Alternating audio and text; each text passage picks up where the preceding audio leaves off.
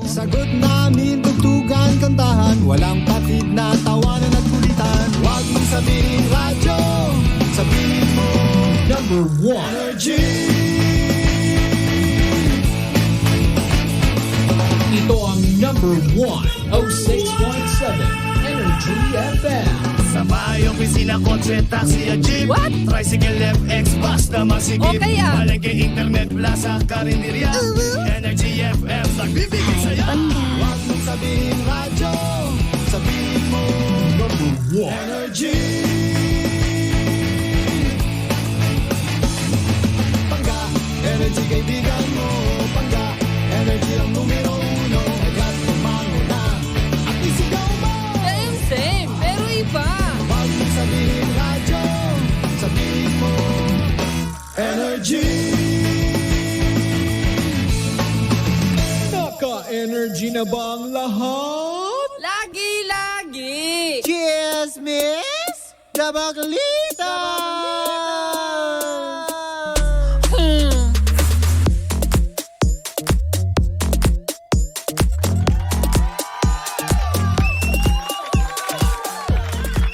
Luzon, Visayas, Mindanao.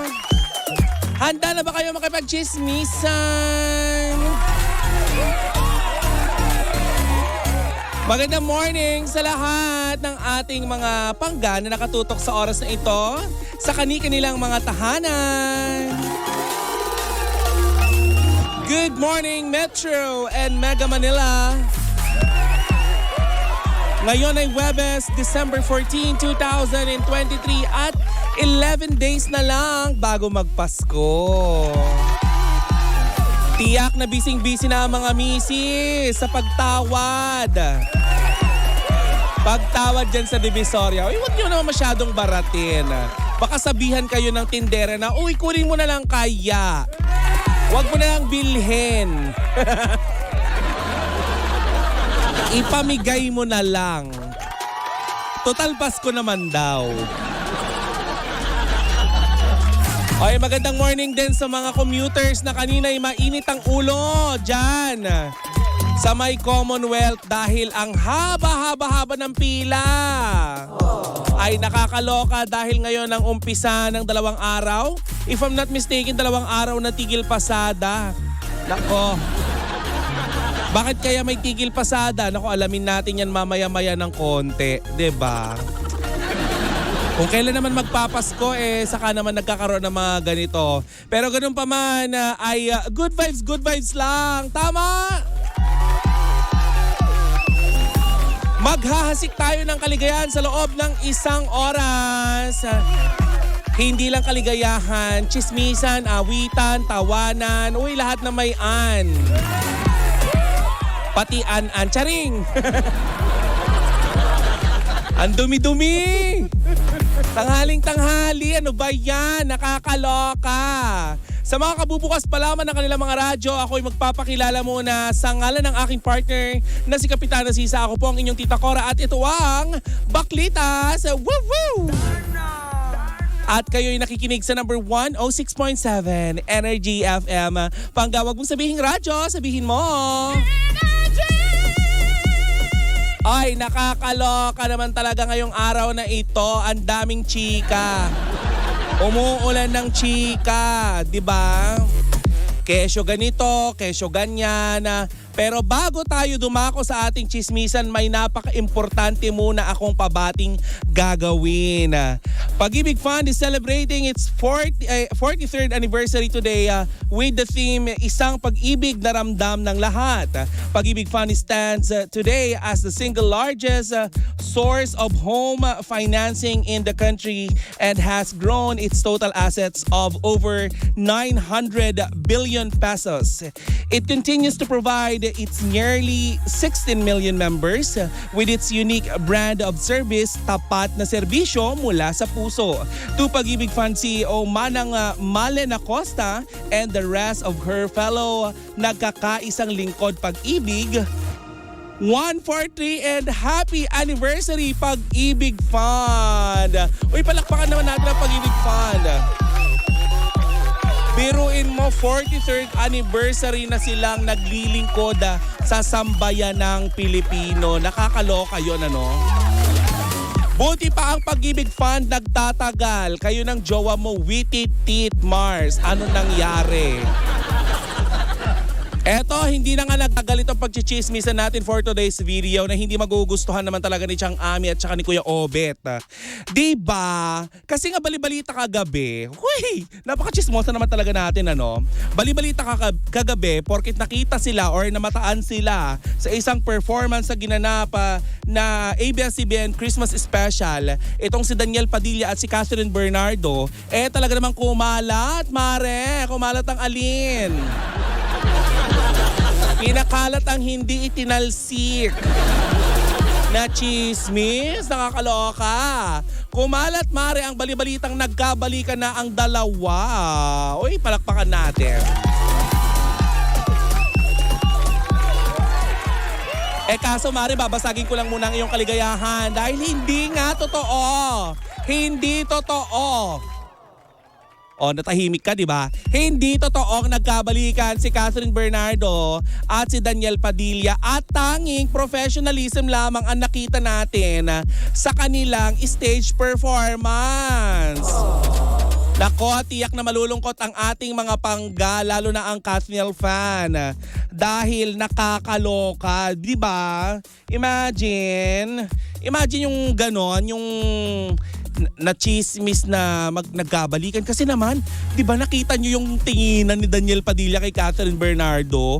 Puno ng pagtatangi. Ika nga ng aking partner na si Kapitana Sisa na ngayon ay kahit nakalive at nakabakasyon, nakikichismis sa atin. Sa Araneta Coliseum daw ginanap. Sa Smart Araneta Coliseum daw ginanap. Itong Christmas special ng ABS-CBN. Nakakaloka, no?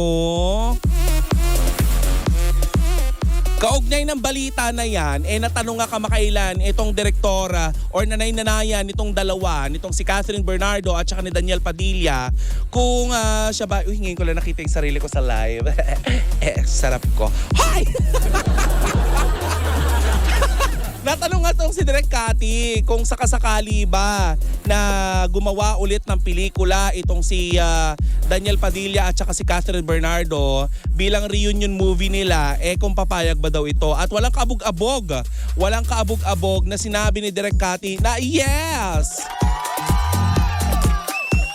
Yes na yes for you. Yesterday once more. Trululu. Yun ang sagot ni Direk Cathy. Oo na oo naman daw. Actually, sabi nga ni Direk Cathy, naghihintay lamang siya kung kailan at kung saan gaganapin. Parang suntukan naman yun. Hindi naman magsusuntukan ng Katniel, di ba? Naghihintay lamang siya kung kailan. Pero di ba nga na-chismis bago sila maghiwalay? Na-chismis, tuloy puro chismis na. Napabalita kamakailan na merong niluluto ang ABS-CBN na sinigang. Charing! Hindi sinigang. Ano ba yan? May niluluto ang ABS-CBN na na pelikula or proyekto para kay Catherine Bernardo at saka kay Daniel Padilla. Pero sabi nga ni Direk Cathy, medyo mamumove lang daw ng very, very light. Sana yung oras na ginugugol nila para sa pag-move ng very, very light, oras para magkaayos, di ba?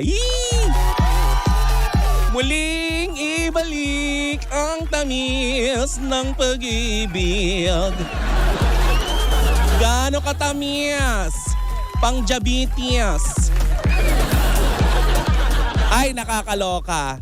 Di ba nga, eto pa nga, nakakaloka. Kahapon na pagchismisan namin itong si Maring Sisa na merong may kumakalat ding balita na itong si Catherine Bernardo ay lalayasan di umano niya ang ABS-CBN dahil daw hiwalay na sila ni Daniel Padilla. Hoy, hindi totoo yon. Yan ang sigaw ng nanay ni Catherine Bernardo. Hindi totoo na siya ay aalis ng ABS-CBN. Yes, sinusuportahan po ng kanilang network or ng ABS-CBN ang Katniel sa kung ano man yung desisyon nila. Pero walang pahayag ang Katniel na sila ay maghihiwalay. Itong si Kapitana Sisa may chismis Trabaho na lang daw ang ating trabaho na lang daw 'yon. Ay mga chika ni it shows kung gaano ka-professional si Kat. Totoo naman, 'di ba? Pero alam nyo, eto nga may chika ako sa inyo. Kasi meron akong kaibigan na nag-send sa akin. Sabi ko, Mars, ano nangyayari dyan? Hindi ko napapangalanan pero makeup artist siya. Sabi ko, Mars, ano na nangyayari dyan? Namataan mo ba ang Katniel? Alam nyo ba, may sinend siya sa aking video. May sinend siya sa aking video na tingin ng tingin itong si Daniel Padilla kay Catherine Bernardo. Alam mo, talagang feeling ko, itinatangi pa rin ni Daniel itong si Catherine. Kung ano man yung nangyari o kung ano man yung dahilan ng kanilang paghihiwalay. Syempre, hindi mo naman basta-basta maitatapon yung 11 years, di ba? Nakakaloka naman kayo. At saka yung balikan natin yung kanina. Sinabi nitong nanay ni Catherine Bernardo na hindi naman daw aalis itong si Catherine sa ABS-CBN. At sa katunayan nga daw, bukod dun sa pag-uusap ng Crown Management at sa pagitan ni Catherine at saka ng Crown Management, may iba pang nag-o-offer. Pero hanggang ngayon daw, solid kapamilya pa rin itong si Catherine Bernardo. Hindi lang natin alam kung nakapirma na ng kontrata, pero 'di ba kapag mga ganyang contract signing, syempre may may event, may pa-press con, mga ganon. Hintayin na lang natin pumirma ulit ng kontrata itong Katniel dito sa ABS-CBN. Pero mare, linawin ko lang, hindi totoo ang balita na nagkabalikan na itong si Catherine Bernardo dahil wala pa silang inilalabas na kahit anong pahayag tungkol dyan. Okay? Kaya wag ka munang magpapakasaya masyado. Hindi naman sa binabasag ko ang iyong kaligayahan pero walang ganon, Mars. Wala. Nakakaloka. Talaga naman yung sigawan ng mga tao kahapon, Talaga namang bonggang-bongga ang ginanap na ABS-CBN Christmas special dyan sa Smart Araneta Coliseum. Lalo na nung lumabas yung Katniel. Iba, di ba? Iba talaga.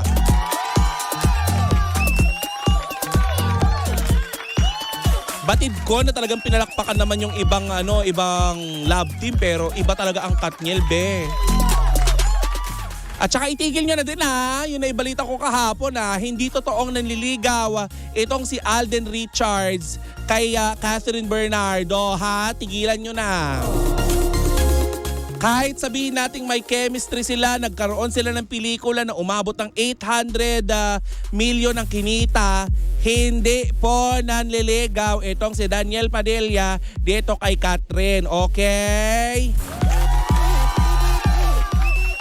Sabi nga ni Alden, di ba ayaw na niyang mabash at nire-respeto niya yung dalawa. Ang kailangan ng dalawa ngayon ay hindi komento kundi space. Palakpakan natin si Alden, marunong rumespeto. Hindi nang himasok sa relasyon ng dalawa.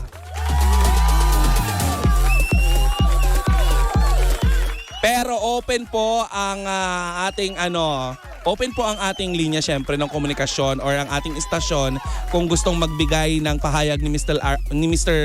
Alden Richards. At kung sakasakali na magkaloon, ano ba yan? Nabubulol-bulol na ako kay Alden. Kung magkaroon ng karugtong yung hello, love, goodbye, ano kayang pwedeng hello, love, wag naman mag-goodbye. Ayaw. Siguro hello, love, Gcash naman. Tsare. Nanghingi. Yan muna ang unang ratsada. Muli, happy 43rd anniversary sa Pag-ibig Fund. Yan muna ang unang ratsada ng ating chismisan ngayong umagang ito ng Thursday. Sa aking pagbabalik ay maloloka na naman kayo dahil meron akong chika. Oy, para kanino? Sikreto, walang clue. Paano yung pumipiyok yung nagbibigay ng clue? Ay, walang clue, mamaya. Ha? Huwag kang maglilipat ng radyo, Pangga, dahil meron pa akong chika sa'yo sa aking pagbabalika. At sa mga kabubukas pa lamang ng kanilang radyo, ako po ang inyong Tita Cora at sa ngalan ng aking partner na si Kapitan na Sisa na ngayon ay nakikichismis sa atin sa kanyang radyo, sa kanilang tahanan. Ito po ang Baklitas! Woo-woo! Diba? At ituloy natin ang tugtugan dito pa rin sa number 106.7 Energy FM. Panggawag mong sabihing radyo, sabihin mo!